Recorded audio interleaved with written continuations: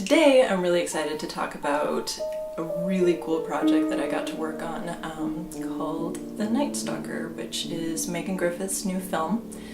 And Megan came to me and Lindsay, who is a frequent collaborator of mine, to create the opening title sequence for her latest film, which is a psychological thriller based on the end of the life of the serial killer Richard Ramirez. This is exactly the kind of project that Lindsay and I love working on. Lindsay's portfolio includes things like Dexter and The Killing and Shameless, so she definitely tends to lean towards darker work. So to begin the creative process, Lindsay put together 3 different concepts that we pitched to Megan. So this first concept really revolves around the idea of uncovering information, because these 2 characters throughout the film are playing this really intricate game of cat and mouse, trying to uncover each other's secrets. In the end, thematically, it didn't tie in with the psychology of the film as well as the other 2 concepts, so we passed on this one.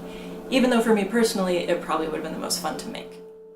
Behind the Glass was playing with the idea of looking through glass and the distortion that can cause.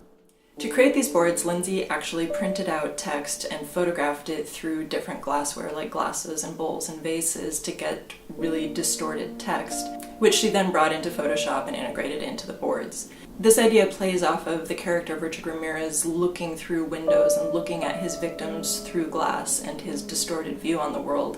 So thematically, it was a really interesting tie-in to the ideas in the film, and conceptually, it was a really interesting way to execute the title sequence. We very nearly chose the through the glass option, but the other option that Lindsay presented to Megan that was a huge hit with everyone was the concept that she called Down the Path. And this concept really played off of the idea of Polaroids and also played on distortion, but through the distortion that you get with the developing process of Polaroids. And Polaroids play a huge part in the development of Richard Ramirez through his childhood. There were some very critical Polaroids that influenced the man he ended up becoming.